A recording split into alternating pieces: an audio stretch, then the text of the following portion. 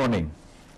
On 10 July 2008, my predecessor announced the appointment of a commission of inquiry into whether there is information that corruption or other serious dishonesty in relation to past and present elected members of the House of Assembly may have taken place in recent years.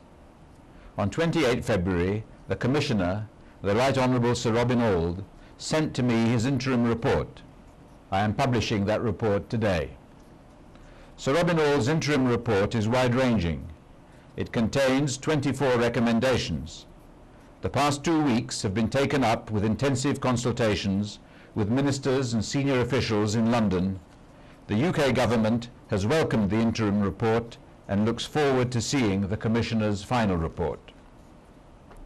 The Commissioner states that the written information obtained in the first 6 months of the Commission's inquiries, when coupled with the evidence in the public hearings in TCI earlier this year, has provided information in abundance pointing to a high probability of systemic corruption or other serious dishonesty. In his view, this, together with, and I quote, clear signs of political amorality and immaturity and general administrative incompetence, has demonstrated a need for the urgent suspension in whole or in part of the Constitution and for other legislative and administrative reforms and change. In light of the accumulation of evidence in relation to TCI in the last year or so, and fortified by the Commissioner's interim report, the UK government has formed the view that parts of the Constitution will need to be suspended and has decided to take steps to enable it to do so. I am today also making public a draft order in Council which would suspend parts of the Constitution, including those relating to ministerial government and the House of Assembly, initially for 2 years, although this period could be extended or shortened. The draft order will be submitted to Her Majesty in Council at a meeting on 18 March. If made, the order will be laid before Parliament on 25 March. Unless the Commissioner's final report significantly changes the current assessment of the situation, the order will be brought into force after the final report is received. However, the order could be brought into force sooner if circumstances arose in the territory prior to that date which justified suspending relevant parts of the Constitution. As drafted, the order would leave in place important elements of the Constitution, such as the Fundamental Rights chapter and provisions relating to the Governor, the courts and the public service, while removing the Cabinet, House of Assembly and references to ministerial and related powers.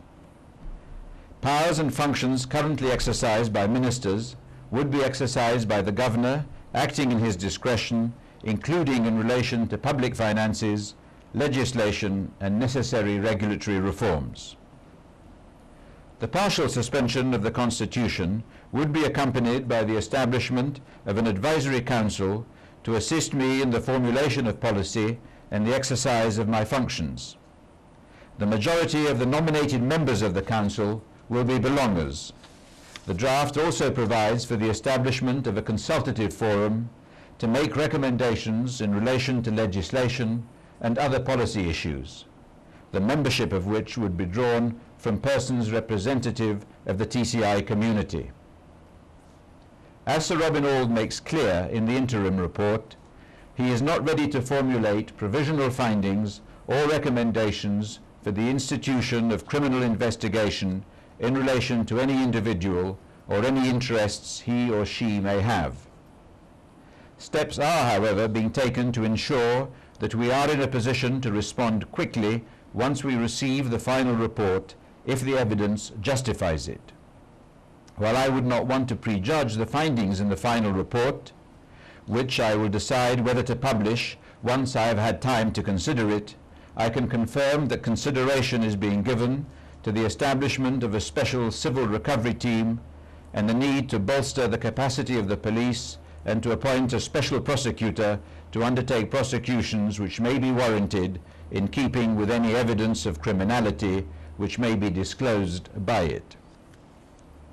Having regard to the dire economic situation which currently exists in the territory, we have already preempted one of the Commission's recommendations by putting in place an expert on public financial management to work with the Ministry of Finance to improve financial control and accountability, as well as discipline in public expenditure. We will be pressing ahead over the next few weeks with preparations to equip ourselves for receipt of the final report at the end of April. I will not hide that we face a major task in putting the Turks and Caicos Islands on the path of renewed economic growth in a framework of accountable and transparent government. I am convinced from everything I have heard in recent weeks that the steps I have outlined enjoy the support of the people of the TCI.